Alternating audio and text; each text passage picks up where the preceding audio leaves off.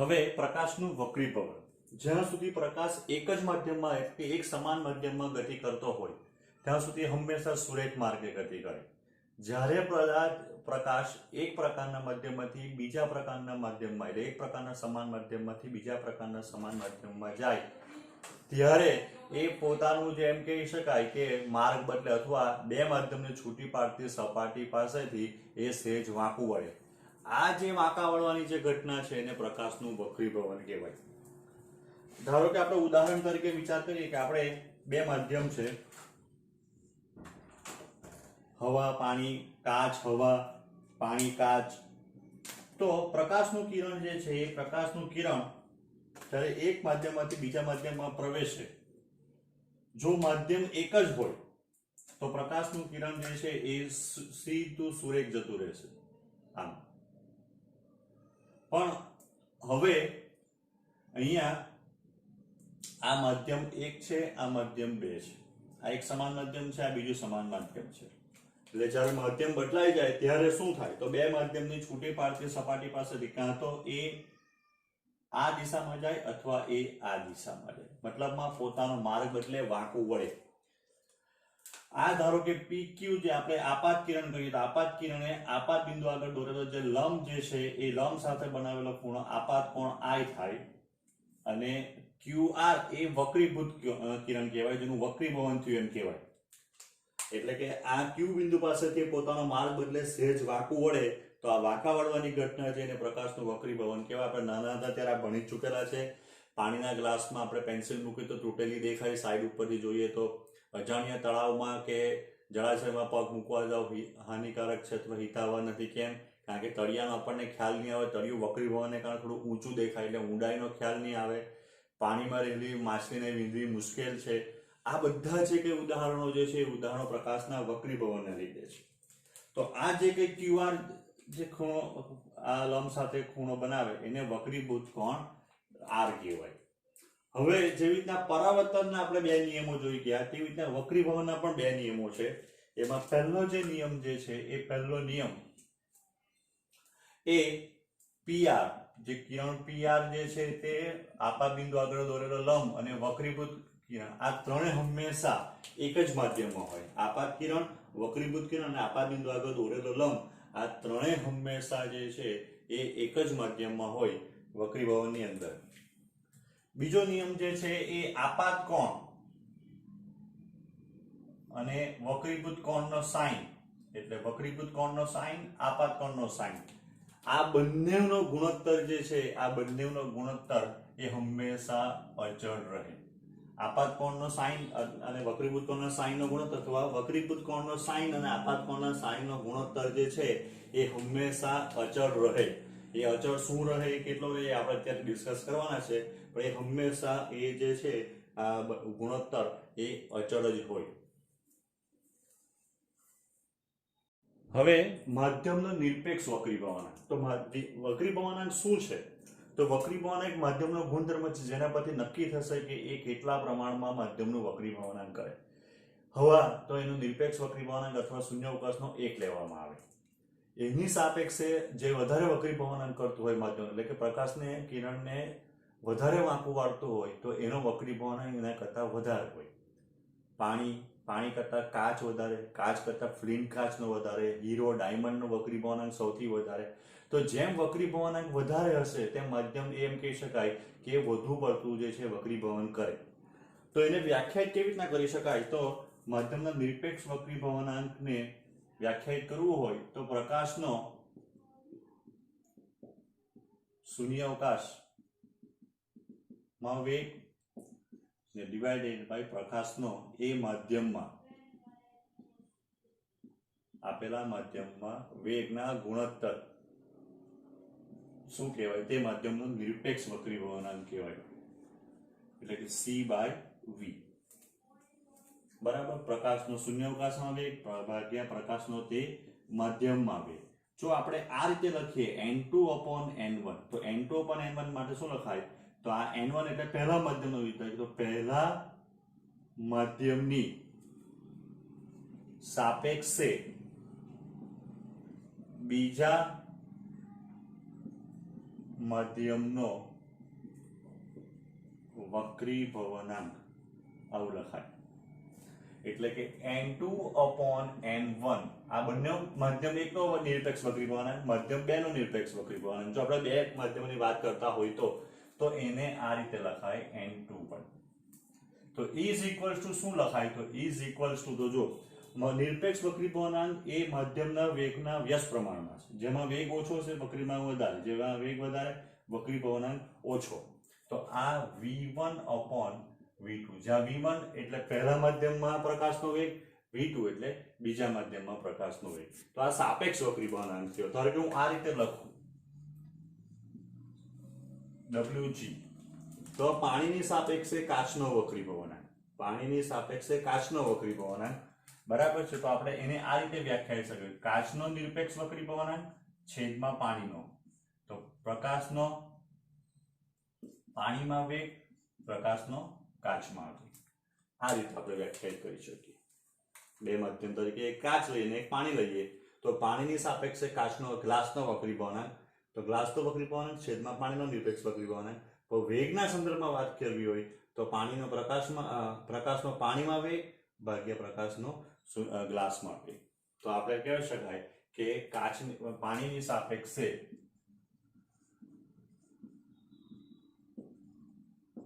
કાચનો વક્રીભવનાંક આ રીતે વ્યાખ્યાયિત થાય.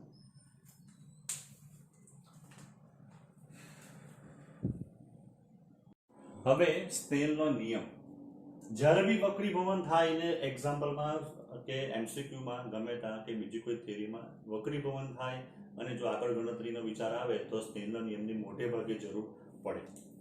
તો આપણે માની લઈએ કે બે માધ્યમ છે આપણી પાસે. આ માધ્યમ 1 જેનો નિરપેક્ષ વક્રીભવનાંક n1 આનો નિરપેક્ષ વક્રીભવનાંક n2. આ માધ્યમમાં પ્રકાશનો વેગ v1 છે, આ માધ્યમમાં પ્રકાશનો વેગ v2 છે. હવે આ બેને માંથી પ્રકાશનું એક કિરણ એક માધ્યમમાંથી બીજા માધ્યમમાં શું દાખલ થાય છે આ રીતે. ધારો કે p q આપાત કિરણ છે, જો આ સીધું જતે વક્રીભવન આ રીતે છે. qr વક્રીભૂત કિરણ છે, અહીંયા આપાત બિંદુ આગળ દોરેલો લંબ, આપાત કિરણ લંબ સાથે બનાવેલો ખૂણો આપાત કોણ, આ વક્રીભૂત કોણ. તો આપણે જે બીજો નિયમ જોઈ ગયા છે, બીજો નિયમ શું છે? sin r upon sin i. વક્રીભૂત કોણનો sin અને આપાત કોણનો sin નો ગુણોત્તર જે છે એ હંમેશા કેવો હશે? તો એ હંમેશા અચળ હોય. આ આપણે જોઈ ગયા છે કે આ ગુણોત્તર જે છે એ ગુણોત્તર હંમેશા આપણને અચળ મળે.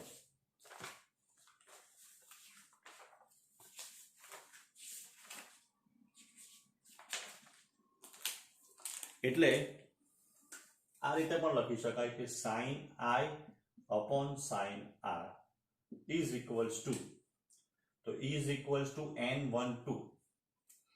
અહીંયા એટલે કે પહેલા માધ્યમની સાપેક્ષે બીજા માધ્યમનો વક્રીભવનાંક થાય, પહેલા માધ્યમની સાપેક્ષે બીજા માધ્યમનો.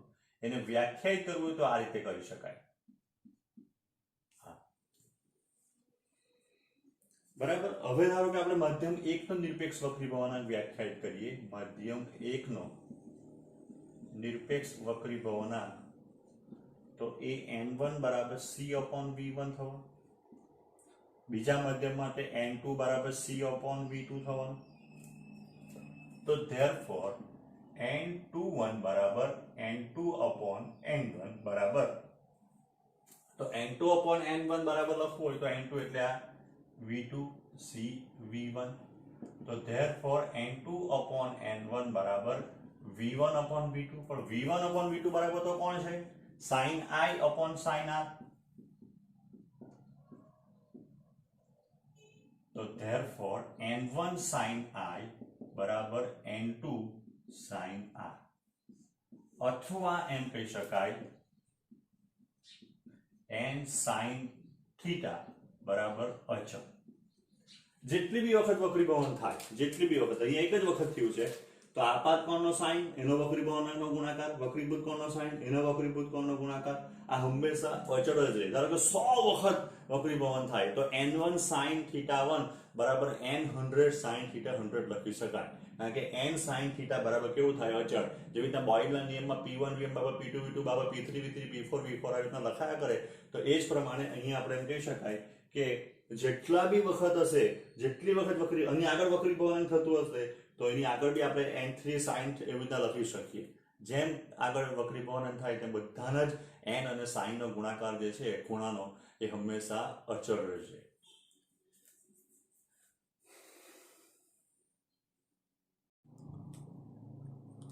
હવે આપણે એવું ભણી ચૂક્યા છે કે જ્યારે પ્રકાશનું કિરણ પ્રકાશીય પાતળામાંથી પ્રકાશીય ઘટ માધ્યમમાં જાય ત્યારે લંબ તરફ વાંકવું પડે. હવે કેમ એવું બને તે જોઈએ. તો જો અહીંયા બે માધ્યમ છે, માધ્યમ 1 અને માધ્યમ 2. માધ્યમ 1 નો વક્રીભવનાંક n1 છે, માધ્યમ 2 નો વક્રીભવનાંક n2 છે. જે માધ્યમનો વક્રીભવનાંક વધારે હોય એને પ્રકાશીય ઘટ માધ્યમ કહેવાય અને એની સાપેક્ષે બીજું માધ્યમ છે તે પાતળું કહેવાય. બરાબર છે. હવા, પાણી અને કાચ. તો પાણીની સાપેક્ષે હવા પાતળી છે, હવાની સાપેક્ષે પાણી ઘટ માધ્યમ રહે છે. પણ જ્યારે કાચ અને પાણીનો વિચાર કરવામાં આવે ત્યારે કાચની સાપેક્ષે પાણી પાતળું થઈ જાય, જે હવાની સાપેક્ષે ઘટ હતું. એટલે તમે કયા બે માધ્યમનો વિચાર કરો છો એ ઘણું ઇમ્પોર્ટન્ટ છે. એટલે જે બે માધ્યમની વાત કરતા હોય તે માધ્યમમાં જેનો વક્રીભવનાંક વધારે હોય તેમ માનવામાં આવે કે એ પ્રકાશીય ઘટ છે. હવે ધારો કે અહીંયાથી આપણે આપાત કરીએ, બરાબર છે. આ ખૂણાને ધારો કે હું θ1 ગણું. પ્રકાશનું કિરણ સીધું જો મધ્યમ એક જ હશે તો જતું રહેતું, તો θ1 બરાબર θ2 થશે. એટલે અહીંયા જે ખૂણો બનવાનો એ θ2 બનવાનો. તો આપણે જે અત્યારે સ્નેલનો નિયમ જોઈ ગયા કે sin θ1 upon sin θ2 બરાબર n2 upon n1 બરાબર n2 upon n1 થાય. જો અહીંયા જે ખૂણો બનવાનો છે θ, જો હું બતાવવાનું બાકી છે, તો n2 upon n1 તો ગ્રેટર ધેન 1 થવાનું. કેમ ગ્રેટર ધેન 1 થવાનું? તો કારણ કે આપણે અહીંયા લખેલું છે કે n2 મોટો છે, તો એનો અર્થ એમ થયો કે sin θ1 ગ્રેટર ધેન sin θ2. જો પ્રકાશનું કિરણ સીધું નીકળી જાય, જેનો જો sin 30 greater than sin 60 greater than sin 30 થાય, જેનો ખૂણો મોટો એનો sin મોટો, કારણ કે પહેલા ચરણમાં sin વધતું વિધેય છે, બરાબર. તો એના માટે અહીંયા બી એવું થાય કે જેનો ખૂણાનું મૂલ્ય વધારે હશે એનો sin નું મૂલ્ય બી વધારે. તો જો સીધું નીકળી જાય તો sin θ1 બરાબર sin θ2 થાય, તો બરાબરનું ચિહ્ન આવવું જોઈએ. હવે જો પ્રકાશનું કિરણ લંબથી દૂર જાય, જો આમ જાય તો θ2 મોટો થઈ જાય, તો આ ખોટું પડી જાય. જ્યારે ખૂણો આ બાજુ જાય પ્રકાશનું કિરણ લંબ તરફ મળે ત્યારે જ એવું બને કે આ જે ખૂણો θ2 જે છે એ θ2 θ1 કરતા નાનો બને. જો સીધું નીકળી જાય તો θ1 બરાબર θ2 થાય. અહીંયાથી જ્યારે આમ નીચે આવે લંબ તરફ વાંકું વળે તો θ2 θ1 કરતા નાનો થાય ને આ શરતનું પાલન થાય. એ જ પ્રમાણે વાઇસ વર્સા, એટલે કે જ્યારે ઘટમાંથી પાતળામાં જશે ત્યારે લંબથી દૂર જાય. તે બી જોઈ લઈએ આપણે. ધારો કે આ ઘટ માધ્યમ છે, એનો વક્રીભવનાંક n2 આપણે અહીંયા લખીએ. ને અહીં હજુ બી એક શરત છે n2 ગ્રેટર ધેન n1. પણ હવે પ્રકાશનું કિરણ જે છે એ પ્રકાશનું કિરણ ઘટમાંથી પાતળામાં આવે છે અહીંયા. એટલે આ ખૂણોને ધારો કે હું θ2 ગણું, બરાબર. જોજો આ θ2 અહીંયા આપાત કોણ છે, તો હવે આપણે એમ કહી શકાય કે sin θ2 upon sin θ1 બરાબર n1 upon n2, જે which is less than 1 થવાનું. હવે કારણ કે θ2 મોટો છે હજુ બી, તો therefore sin θ2 less than sin θ1 બરાબર. હવે અહીંયા θ1 કોણ? તો θ1 એટલે જો ધારો કે સીધું નીકળી ગયું તો સરખા થઈ જાય આ ખૂણા. પણ હવે જો લંબથી દૂર જાય તો જ એવું બને કે θ1 જે છે એ મોટો બને. અને પ્રકાશનું કિરણ જે છે એ ઘટમાંથી જ્યારે પાતળામાં આવે ત્યારે લંબથી દૂર જાય.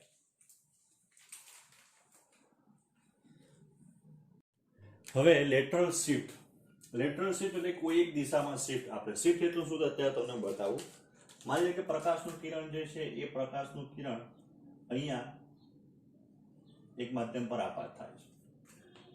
આ જે છે એ N2 માધ્યમ વાળું કોઈ જેની કે જાડાઈ કે પહોળાઈ T છે, કાચનો સ્લેબ છે, તમે કદાચ બધા જોયેલો છે, એમ છે, વિચાર કરો. આ T જેટલી એમ કે જાડાઈ વાળું કે પહોળાઈ વાળું આ એક માધ્યમ છે. બહારનું માધ્યમ છે તે હવા છે કે અથવા N1 વક્રીભવન વાળું છે અને N2 ગ્રેટર ધેન N1 છે. એટલે જો માધ્યમ એક જ હશે તો પ્રકાશનું કિરણ કેવું જશે? તો પ્રકાશનું કિરણ જે છે એ આ રીતના સીધું નીકળી જશે, આ રીતે. પણ પ્રકાશીય ઘટમાંથી પ્રકાશીય પાત્રમાંથી પ્રકાશીય ઘટમાં આવવાનું એટલે લંબ તરફ વાંકું વળવાનું.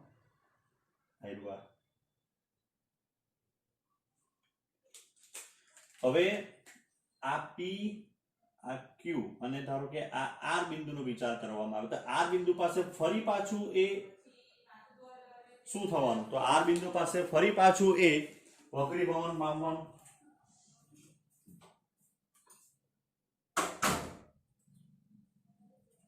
તો હવે આ જગ્યા ઉપરથી શું થાય? તો આ જગ્યા ઉપરથી એ જ્યારે વક્રીભવન પામશે ત્યારે પ્રકાશીય પાટલા ઘટમાંથી પ્રકાશીય પાટલામાં જવાનું એટલે લંબથી દૂર જાય. ધારો કે આ S.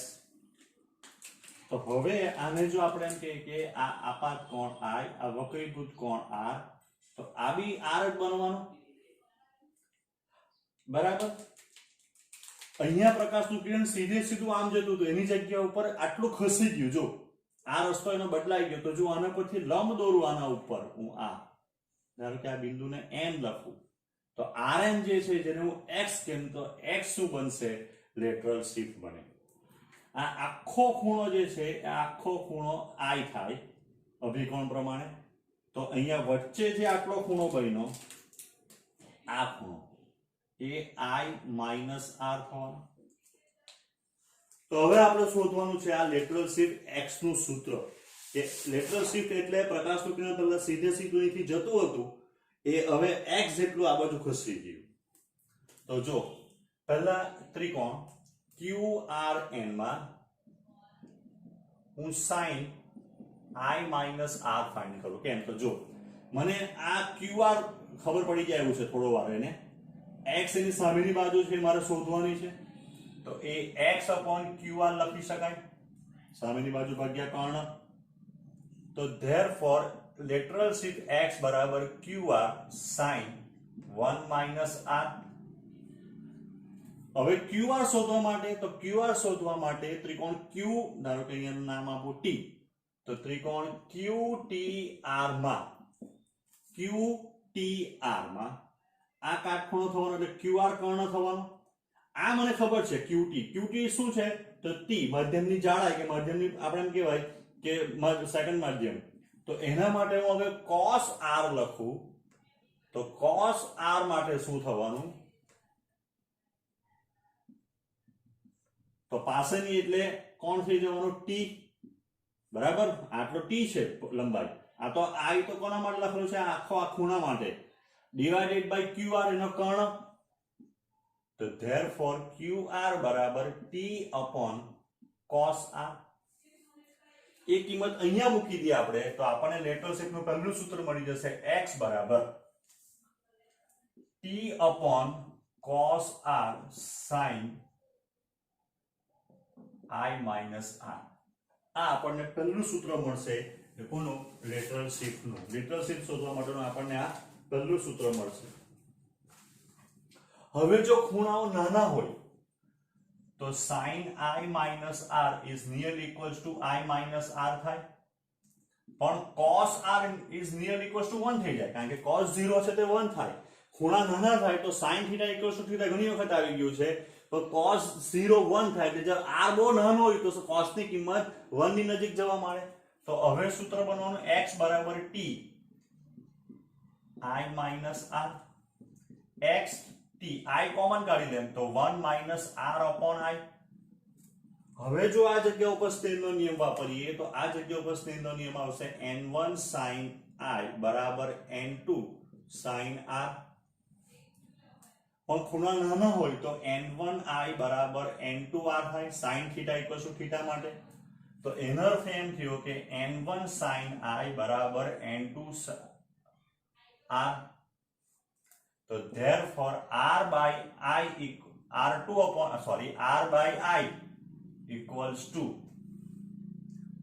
तो N1 upon N2 X बराबर T I 1 minus N1 upon N2 આ આપણને લેટરલ શિફ્ટ શોધવાનું બીજું સૂત્ર મળે.